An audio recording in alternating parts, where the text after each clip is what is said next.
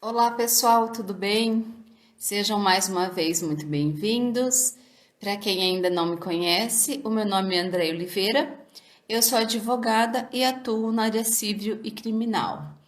E hoje eu vou estar trazendo para vocês a 15ª aula, tá? Sobre direito penal e direito processual penal. Para quem já me acompanha, né, nessas 3 semanas aí, sabe que eu trago conceitos práticos, conteúdos acerca de direito processual penal e direito penal todos os dias aqui para vocês, tá bom? E para quem tiver interesse em saber um pouco mais dessa matéria, eu convido vocês a acessarem as minhas redes sociais, tá bom? No Facebook vocês podem me encontrar como Saperialdi OAB, no YouTube, Doutor André Oliveira, e no Instagram também como Saperialdi, tá bom? Porque essa matéria você vai aproveitar ao longo da sua vida, né? Depois também como profissional. Então, não é um conteúdo para um fim específico, somente, né? Você aprende sobre isso, você precisa disso para fazer as provas da faculdade, né? Dessa matéria. Aí você precisa para prestar um concurso público e você precisa também para prestar a prova da OAB, para quem vai fazer, né? Que pretende ser um profissional aí na área do direito. Então, precisa ultrapassar mais essa etapa, não é? Que é a prova da OAB. Então é por isso que eu trago para vocês esses conteúdos que eu acho muito importante. É uma maneira prática, né, que eu tenho de ajudar vocês nos estudos. Esses conteúdos são disponibilizados de forma gratuita e eu vou ficar muito contente se você ir lá acessar o canal ou até me mandar uma pergunta, sugestão sobre o que você gostaria que eu falasse. Às vezes você tem um pouco mais de dificuldade, né, com determinado assunto dentro dessa matéria. Então, tudo isso para mim é muito válido, tá? Eu tenho visto que as pessoas estão interagindo comigo, isso também é importante, e faz com que a gente também sinta, né, que você está fazendo um trabalho e que as pessoas estão gostando do seu trabalho. Isso é muito importante para a gente continuar seguindo, tá bom? Então eu agradeço a todas as pessoas que têm visto lá, tanto nas redes sociais, né, nos canais que eu já disse para vocês, quanto aqui nessas aulas, que vem acompanhando e que me fala, inclusive, que está gostando, que está entendendo, tá? Que não perde as aulas. Então, isso também é muito gratificante. Para quem acompanhou a aula de ontem, eu falei sobre crimes contra a vida, tá?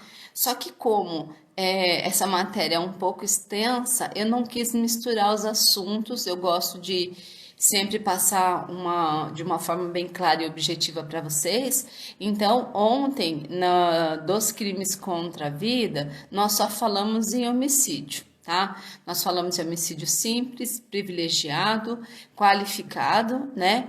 E o culposo, tá? Eu passei essas 4 modalidades para vocês de homicídio, então eu deixei para hoje, para falar dos restantes, para não misturar, para ficar mais claro, para ficar melhor o entendimento para vocês, ok? Então, hoje a gente vai falar da parte 2, né? Dos crimes contra a vida, e eu gostaria que quem não conseguiu ver a aula de ontem, tá? Vocês podem dar uma olhadinha lá no YouTube que vai estar disponibilizada lá também, porque essas lives elas ficam só 24 horas, né? Nas redes sociais, mas depois vocês vão poder dar uma assistida lá que eu vou estar postando para vocês, ok? Então vamos dar início a essa segunda parte, tá? Dos crimes contra a vida. E eu gostaria que vocês prestassem muita atenção que esse conteúdo é bem importante, tá bom? Então, nessa parte 2 dos crimes contra a vida, nós vamos falar de instigação, induzimento e auxílio ao suicídio. Também vamos falar de infanticídio e aborto, tá bom? Então, vamos começar falando pela instigação, induzimento e auxílio ao suicídio. Então, veja bem, esse auxílio que trata o texto da lei, ele é um auxílio material, tá bom? E a instigação é você dar força para a pessoa fazer o que ela já está em mente, tá? E mesma coisa o induzimento. Então, a instigação e o induzimento aqui, elas têm características bem parecidas. E o auxílio? O auxílio é você ajudar nessa empreitada, tá bom? Você prestar um auxílio de uma corda, tá? Você emprestar a corda para que ele o faça, você emprestar uma arma para que ele o faça, então isso entende como auxílio. Porém, se a conduta do agente for de amarrar a corda no pescoço dessa pessoa, tá? Empurrar essa pessoa da janela, dar a facada para a pessoa, então isso ele já avança a um outro campo, tá? É preciso que você saiba que esse induzimento, instigação é algo superficial, somente atrelado à conduta daquele suicida, ok? Agora, se o suicida diz, amarra a corda no meu pescoço, isso daí, né, ele já está passando de um auxílio. A prestação desse auxílio, a gente só se refere a isso, emprestar, ajudar, tá? É esse tipo de coisa.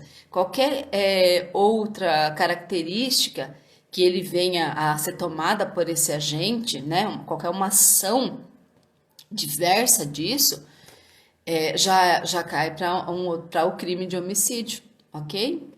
Então, é preciso que você ficar bem atento. Vamos dizer que esse suicida diz para um terceiro, eu quero me suicidar, você me empurra da janela? Então, já não é suicídio mais, tá bom? A ação desse terceiro provocou a morte daquele que já queria se suicidar. Porém, ele tem que fazer isso com as suas próprias mãos, né? Mais uma coisa que eu quero dizer para vocês, que é o seguinte, aqui o auxiliador do crime não desenvolve a conduta do partícipe, vez que o partícipe não realiza a conduta típica. Vocês lembram quando teve uma aula que eu falei sobre o partícipe? Então, ele não realiza a conduta típica prevista no Código Penal. Não pratica o exato tipo o núcleo do tipo penal, tipo matar alguém. Ele não, geralmente o partícipe, ele não pratica essa conduta, tá? O verbo do tipo que a lei diz. Mas contribui de alguma forma para o crime acontecer. Então, esse é o caso do auxiliador aqui. Consciente da ilegalidade e dos objetos delituosos, ok? Então, vamos lá. No artigo 122 do Código Penal, diz o seguinte: induzir ou instigar alguém a suicidar-se ou a participação ou a praticar automutilação ou prestar-lhe auxílio material para que o faça, tá? Então, você precisa ter em mente que esse auxílio que a gente está dizendo aqui, ele é um auxílio somente material, tá? A ação do tipo, ele não pode praticar, esse terceiro. E esse artigo 22 traz uma pena de reclusão de 6 meses a 2 anos, tá? Lá no parágrafo 1º, ele diz o seguinte: se da automutilação ou da tentativa de suicídio resulta lesão corporal de natureza grave ou gravíssima, nos termos dos artigos 1º e 2º do artigo 129 do Código Penal, que trata da lesão, a pena é de reclusão de 1 a 3 anos, tá?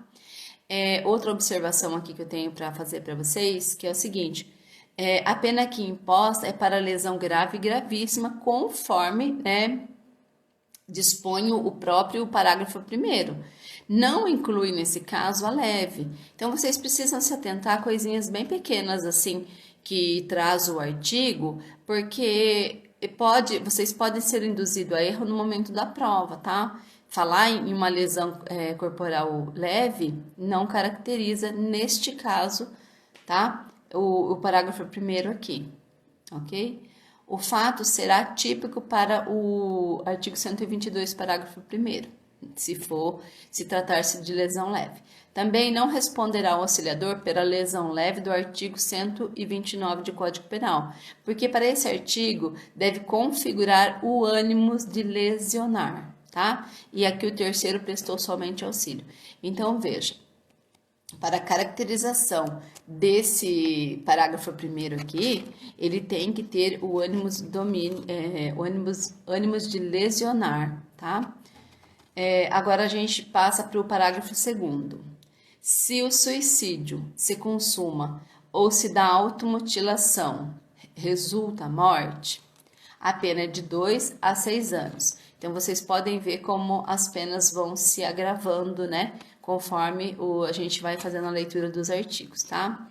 E o parágrafo terceiro do artigo 22 dispõe o seguinte: a pena é duplicada se o crime é praticado por motivo egoístico, torpe ou fútil, tá? E no inciso segundo, se a vítima é menor ou tem diminuída por qualquer causa a capacidade de resistência. Então, a pena para o crime de induzimento, instigação e auxílio ao suicídio, ela é duplicada nessa situação aqui do parágrafo terceiro. Aqui não tem muito o que se falar, né? Porque está muito claro, o texto é bem claro aqui. O parágrafo quarto. A pena aumentada até o dobro se a conduta é realizada por meio de rede de computadores, de rede social ou transmitida em tempo real. Então, vocês podem analisar que todos esses incisos e parágrafos aqui dentro desse artigo é de fácil compreensão, né? De fácil entendimento, por isso que eu não estou parando nele, discorrendo mais sobre ele, porque numa própria leitura, né? Numa simples leitura ali, a gente já consegue tirar o que a gente quer do inciso aqui e dos parágrafos, ok? Parágrafo 5º. Aumenta-se a pena em metade se o agente é líder ou coordenador de grupo ou de rede virtual, tá? Parágrafo 6º.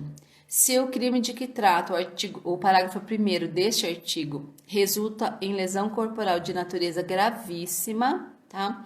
Vamos ver o parágrafo 1º, tá?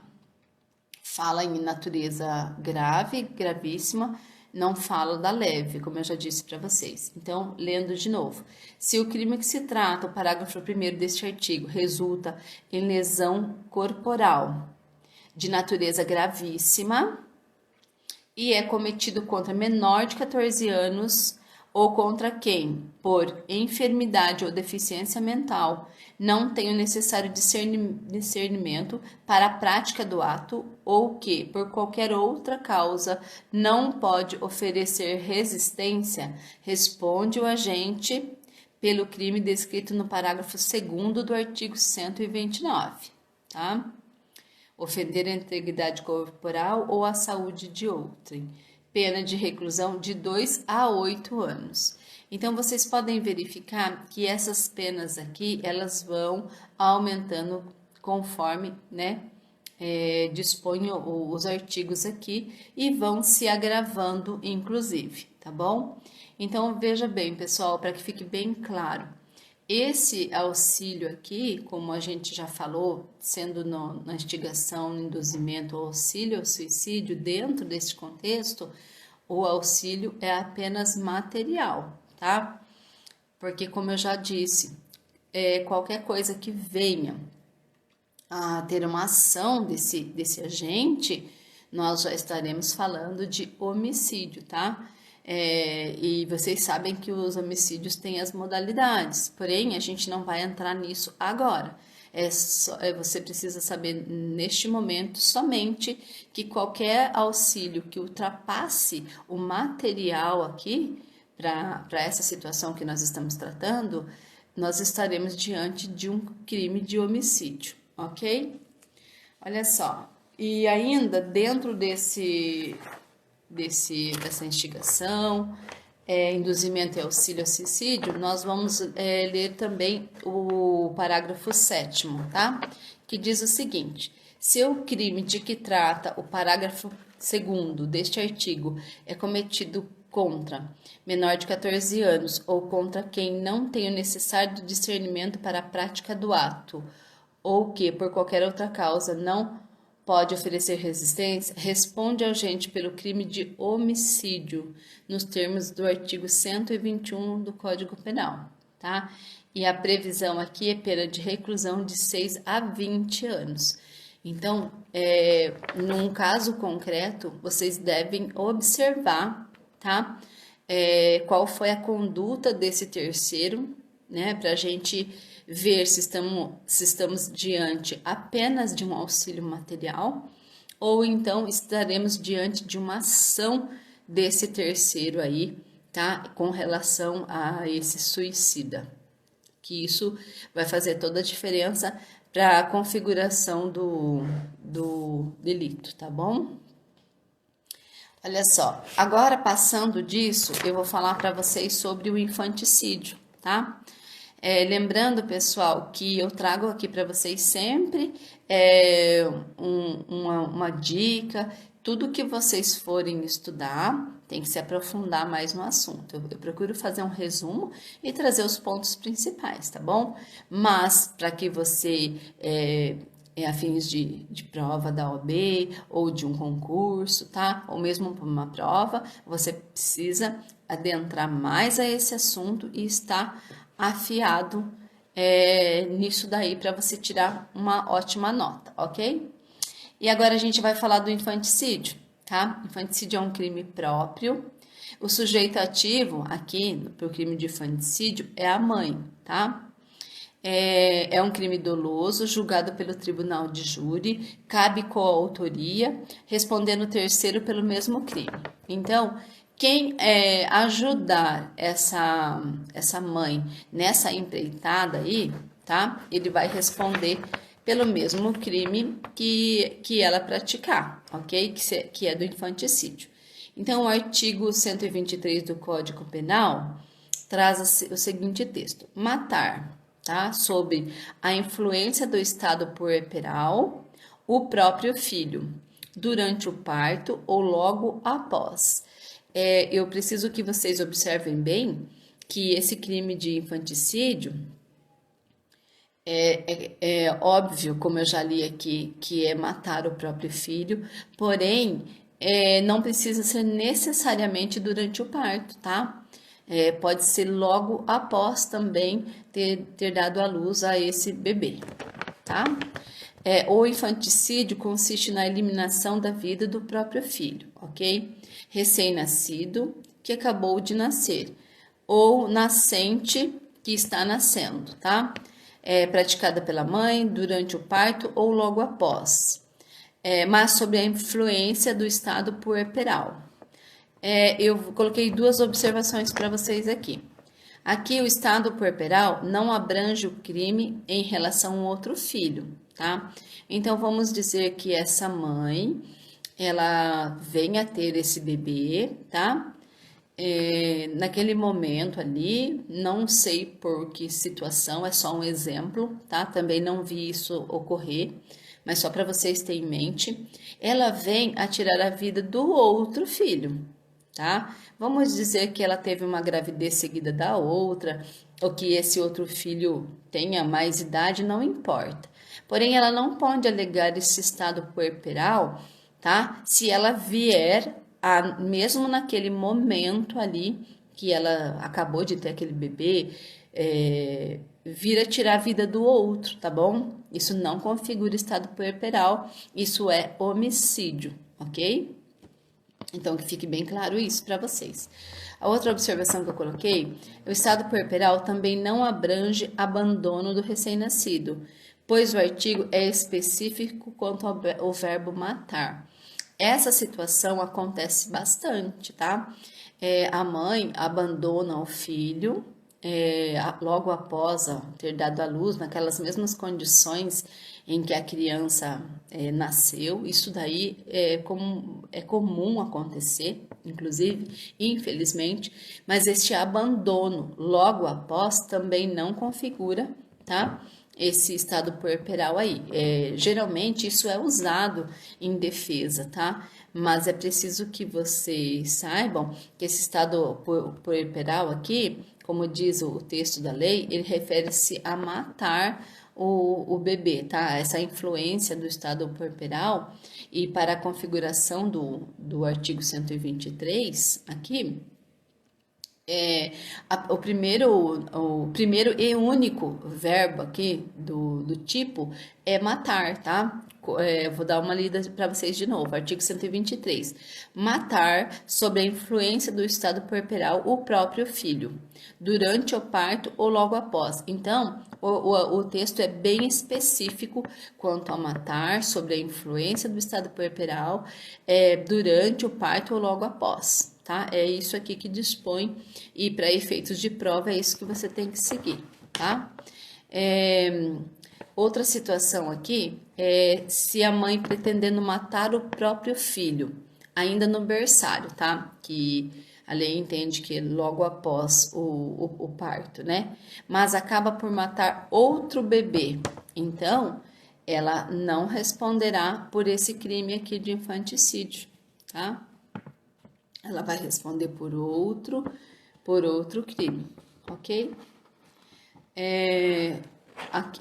Assim, do artigo, ela vai responder pelo crime do artigo 20, parágrafo 3º do Código Penal, que diz o seguinte: o erro sobre elemento constitutivo do tipo penal de crime exclui o dolo, mas permite a punição por crime culposo se previsto em lei. E o parágrafo 3º do artigo 20 diz o seguinte: o erro quanto à pessoa contra o qual o crime é praticado não isenta de pena. Não se consideram, neste caso, as condições ou qualidades da vítima, senão as da pessoa com quem o agente queria praticar o crime. Ou seja, nessa situação, ela responderá por por infanticídio privilegiado, tá? Então, ela não vai responder do caput aqui, isso que eu quis dizer para vocês, do infanticídio do caput, mas sim pelo infanticídio privilegiado, porque a intenção dela, o que vale aqui nesse momento é a intenção. Então, ela queria matar, tá? O filho dela. Ela só errou, tá? Ela só teve um erro quanto ao elemento constitutivo aí desse tipo, ok? Só um exemplo aqui para vocês.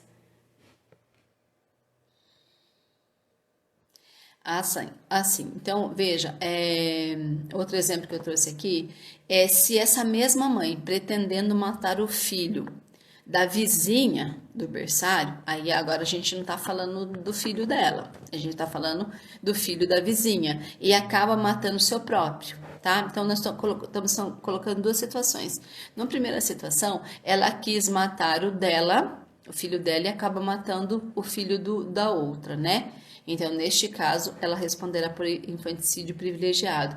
E nessa outra situação aqui, ela, pretendendo matar o filho da vizinha, venha matar o seu próprio, tá? Então, ela responderá pelo crime que ela queria, que é o homicídio, ok? Então, a intenção qual era? Matar o do vizinho, o filho ali daquela outra colega de quarto que acabou de ter o bebê, tá? Porém, ela veio a matar o dela. Então, neste caso, ela não responde por infanticídio, mas sim pelo que ela queria, que é homicídio, ok? E para finalizar aqui, eu vou falar para vocês sobre o aborto, tá? O aborto, ele exige, agora dentro desse texto, a gente vai tratar do aborto. O aborto exige a conduta dolosa, tá? Como regra, é proibido em nosso ordenamento jurídico, porém tem algumas exceções, né? De excludentes de ilicitude do artigo 128 do Código Penal, que eu já faço a leitura aqui para vocês abaixo.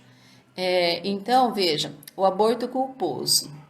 A gestante cai da escada. Um exemplo do aborto culposo é se, por acaso, a gestante cai da escada ou sofre um acidente, tá? Nessa situação, não se pune por não haver o dolo ali da conduta. Então, no caso de aborto culposo, não há punição, tá? É uma conduta típica para o nosso tipo, para o tipo penal que a gente não dispõe, né? Tudo que é atípico é que não está enquadrado como crime no nosso ordenamento, tá bom? Então vamos lá. Aqui fala que o aborto exige a figura dolosa, né? E que as exceções de excludente de licitude do artigo 128 diz o seguinte: não se pune o aborto praticado por médico, se não há outro meio de salvar a vida da gestante, tá? É no caso de aborto necessário. No inciso 2, se a gravidez resulta de estupro ou de aborto, é precedido de consentimento da gestante ou quando incapaz de seu representante legal. O aborto, neste caso aqui, que trata o artigo 28, é derivado de estupro, tá bom? A própria vítima pode autorizar, desde que ela seja maior de idade, né? Ou por um representante dela, se em caso de menor, tá? Tem também a situação aqui da gestante de feto anencéfalo, tá?